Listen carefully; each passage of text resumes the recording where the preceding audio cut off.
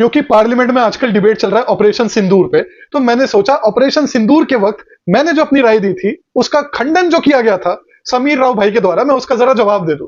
जरा सुन लो इनका क्या कहना था। So someone asked this guy Keshav Bedi or this pure economics guy what he would have done if he was the prime minister of the country. Bro prime minister तो कोई लिखा ही नहीं हुआ, पोजीशन ऑफ पावर लिखा हुआ है, पर चलो खैर आगे सुनो क्या कहना भाई का। What he would have done if he was the prime minister of the country after the Pahalgam terror attack. And honestly, this tweet deserves a post-mortem report by itself. So here is that report. India should have used non-state actors to target people like Masood Azhar. Why? So that we become like Pakistan. India is a sovereign democratic state with an accountable military. It's not a terror factory. वाह जी वाह। और इस video के just बाद जो इसने अगली video post करी, जरा सुन लो इसमें इसने क्या बोला भाई ने। The best possible path that we have is funding the BLA, which is the Baloch Liberation Army. But why? Why bro? Why? BLA क्या है? If not a non-state actor. अभी बोल रहा था नॉन स्टेट एक्टर क्यों use करे, और उसके बाद अगली वीडियो में खुद बता रहा है इंडिया के पास ओनली ऑप्शन क्या है, नॉन स्टेट एक्टर को यूज करना। Under Article 51 of the UN Charter, India has the inherent right to self-defense, which is exactly what we use after Uri, Balakot and now Pahalgam. अरे मेरे जाकिर नायक भाई, chapter 4 para 2 verse 10। अरे भाई India ने जो attack किया था पाकिस्तान में, that was not an attack in self defence, that was a retaliatory attack.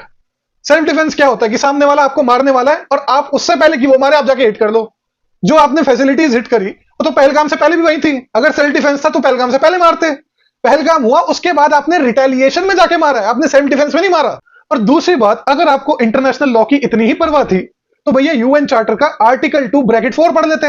India के पास तो इंटरनेशनल लॉ के तहत कोई अधिकार ही नहीं था ऐसे पाकिस्तान की सॉवरेनिटी को ब्रीच करके उनकी टेरिटरी के विद इन स्ट्राइक्स करना, वो भी बेस्ड ऑन नो एविडेंस। हमने कोई इंटरनेशनल कम्युनिटी को कोई एविडेंस प्रेजेंट किया है? कोई हमने अपना केस बिल्ड करा? कुछ नहीं।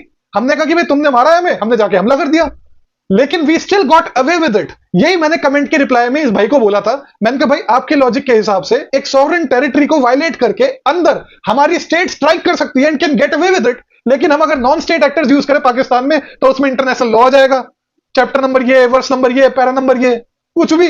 तीसरी बात, इस भाई ने बोला उरी और बालाकोट। भाई आपने जब उरी स्ट्राइक करा उसके बाद क्या आपने डिटरेंट क्रिएट कर लिया पाकिस्तान में? उसके बाद आपको बालाकोट फिर करना पड़ेगा, उसके बाद आपको पहलगाम फिर करना पड़ेगा। ये सोचा है कभी कि ये जो हमने स्ट्राइक करे पाकिस्तान के विद इन, क्या ये हेल्पफुल हुए भी है हमें? क्या हमने डिटरेंट क्रिएट करा भी है इससे? क्या इससे टेरर इंसिडेंट्स डिक्लाइन हुए भी है जेएनके में? वो तो सवाल ही नहीं आता कभी इनकी साइकी में। बस कर दो हमला, बस। Number 2, but the targets that we hit were not legitimate. Really? अरे ये तो लिखा ही नहीं है स्निपेट में मेरे भाई, क्या बोल रहा है? उसके अंदर लिखा है कि अगर मैं पोजीशन ऑफ पावर में होता तो मैं नॉन स्टेट एक्टर्स को यूज करता to hit just and legitimate targets inside Pakistan, जैसे कि UN designated terrorist Masood Azhar. ये लिखा है वहां पर। Number 3, we should have done a proper investigation and presented the proofs to the world. Let's talk about that for a minute. The group that claimed responsibility for this attack is the TRF, which is the Resistance Front, which is the front of the Lashkar-e-Taiba, which is a proxy for the ISI, which answers to the Pakistani army. That is enough proof. अरे भाई it is not a proof. मैं convinced हूं, मैं आपको बता रहा हूं, मैं कन्विंस्ड हूं कि Pakistan was behind this attack, पर आपको एविडेंस बिल्ड करना था मेरे को साबित करने के लिए नहीं, वर्ल्ड कम्युनिटी को साबित करने के लिए। और उसके लिए आपको एडहियर करना पड़ता है प्रूफ के स्टैंडर्ड से। कोई ग्रुप अगर रिस्पॉन्सिबिलिटी ले रहा है that is not a proof of anything. मैं आपको एग्जांपल देकर बताता हूं। करीब 1 साल पहले न्यूज आई थी कि कैलिफोर्निया में गैंगस्टर गोल्डी बराड जो है वो मारा गया, तो कई गैंगस्टर ग्रुप्स ने रिस्पॉन्सिबिलिटी ली कि हमने मारा उसको। बाद में पता चला गोल्डी बराड तो मरा ही नहीं है। ऐसी केस हुआ था रिंदा संधू के साथ। खबर आई कि भाई रिंदा संधू मार दिया गया पाकिस्तान में, और कुछ गैंगस्टर ग्रुप्स ने उसकी रिस्पॉन्सिबिलिटी ली। बाद में पता चला रिंदा संधू तो मरा ही नहीं है। अरे भाई ग्रुप्स तो रिस्पॉन्सिबिलिटीज लेते रहते हैं, और वो क्यों लेते हैं? ताकि मशहूर हो, नाम हो, लोगों से चंदा आए, हम फेमस हो, पब्लिसिटी बने, इसके लिए होता है सब। This is not a proof. Number 4, no country condemned Pakistan for the Pahalgam attacks. Sure, but did anyone condemn India for Operation Sindoor? Not even one. Silence that we got from the world after using our military to strike deep inside the sovereign territory of another state, that's called diplomatic approval. The entire international community knows who's funding terror and only you don't know. अरे भाई learn to understand differences. इन दो बातों में फर्क है।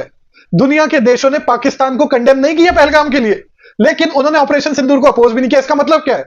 इसका मतलब यह है कि वर्ल्ड कम्युनिटी ये आपको कह रही है कि हम बिलीव करते हैं कि पाकिस्तान में टेरर इंफ्रास्ट्रक्चर होगा जो कि इंडिया को हम अलाउ करते हैं कि वो जाके हिट कर दे, उसमें हमारी नाराजगी नहीं है।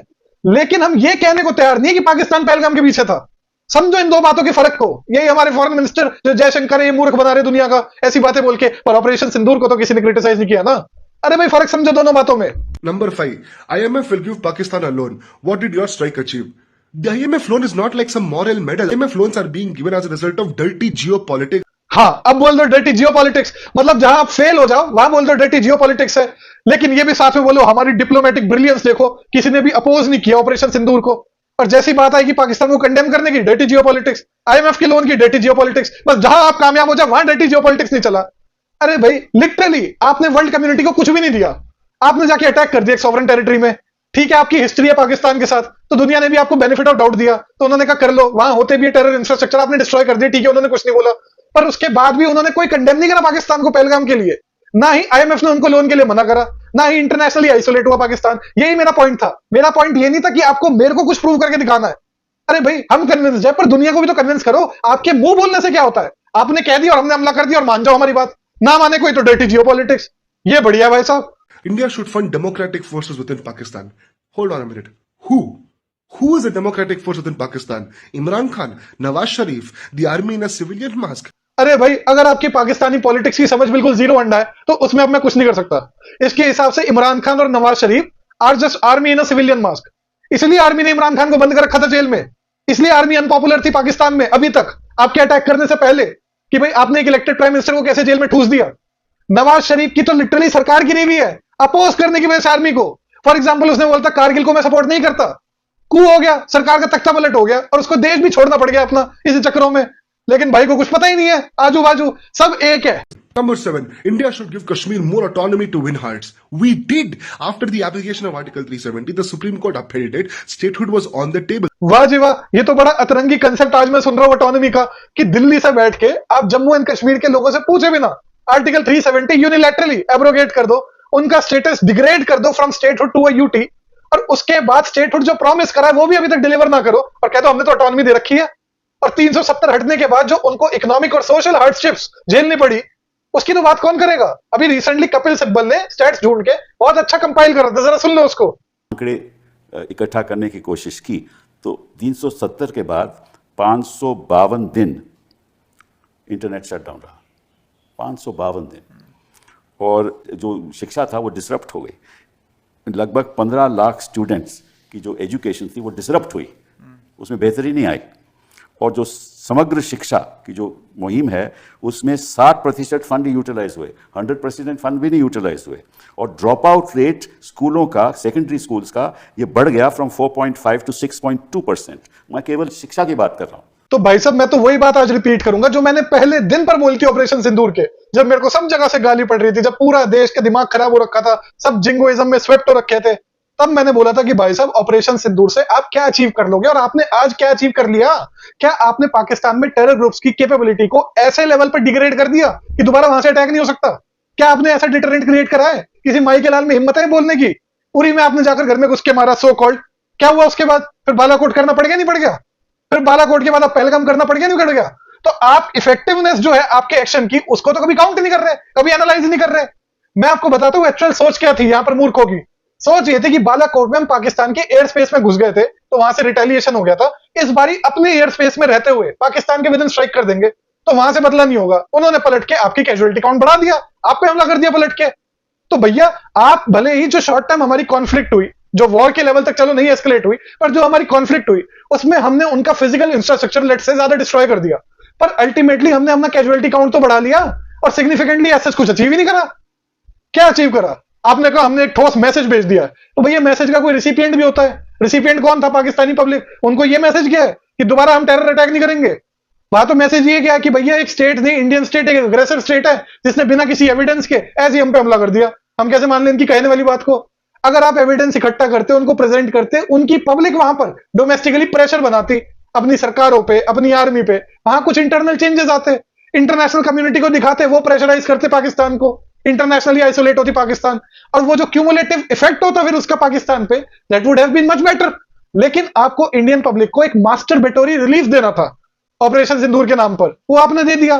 रिजल्ट क्या हुआ? आपने अपना कैजुअलिटी काउंट बढ़ा लिया। भाईसरन के हमले में 26 कीमती जानें गईं, वो हम सबको उसका दुख है, अफसोस है। लेकिन ऑपरेशन सिंदूर के फायरिंग के बाद भी 23 लोगों की जानें गईं। उन 23 का जिक्र बहुत कम होता है। हम 26 की बात करते हैं, 23 भूल जाते हैं। फिर लोगों को लगता है जनाब कि हमारे जज्बातों की कदर नहीं। अगर हम उन 26 के लिए अफसोस का इजहार करते हैं तो क्या हमारे 23 के लिए अफसोस का इजहार नहीं होना चाहिए? सही बात है। एक्चुअली ये जो लोग कहते हैं ना मनमोहन सिंह के टाइम पर क्या हो गया था, उसने क्या कर लिया, आप क्या कहते हो, हम हाथ पे हाथ धरे बैठे रहते। मैंने तो बता दिया आपको क्या क्या करना चाहिए था आपको। इवन मनमोहन सिंह के टाइम पर जो नेशनल सिक्योरिटी एडवाइजर थे शिवशंकर मेनन, वो अपनी किताब चॉइसेस में लिखते हैं कि भाई हमारे टाइम पर भी हमने पॉन्डर करा था ये क्वेश्चन कि क्या पाकिस्तान में स्ट्राइक करने चाहिए, और ये सोचा उन्होंने, कह रहे ये जो लश्कर तोयबा वगैरह टाइप ऑर्गेनाइजेशन होती है, इनकी जो लोकेशंस होती है they are essentially tins and sheds, इन पे यहाँ अटैक करेंगे, दोबारा रिग्रुप कर लेंगे, फायदा ही कोई नहीं है उसको करने का। और उन्होंने एग्जांपल साइड करा कि अमेरिका ने भी तो करे ऐसे काम, उससे क्या सिग्निफिकेंस अचीव कर लिया आपने, तो अचीव आपको कुछ नहीं करना था। और यहां पर भी वही हुआ। किसी ने उरी के बाद ये पूछने की कोशिश की कि इसके बाद क्या हुआ, इसके बाद के जेएंडके में टेरर इंसिडेंट्स डिक्लाइन हुए, आपने कभी खोजने की भी कोशिश की इस सवाल का जवाब? मनमोहन सिंह के टाइम पर जो उसने करा 2008 के बाद, आप देखो जेएंडके में टेरर रिलेटेड इंसिडेंट्स जो थे वो डिक्लाइन हुए, और आपको पता ही नहीं है बात, क्योंकि आप हमेशा किस टर्म्स में सोच रहे हो, टेररिज्म हुआ नहीं हुआ, उसकी डिग्री और एक्सटेंट को नहीं देख रहे। 2008 के बाद आप देखो number of terror related incidents जो जेएनके में हुए वो कितने डिक्लाइन हुए। तो आप तो ये बोल ही नहीं सकते कि मनमोहन सिंह ने जो किया, जो भी किया, वो काम नहीं आया, वो काम तो आया। ऑन द कॉन्ट्ररी आप 2016 देख लो जब उरी स्ट्राइक हुआ, आप बालाकोट स्ट्राइक देख लो, number of terror related incidents J and K में बढ़ गए, पर आपको होश ही नहीं है इन सब चीजों के बारे में।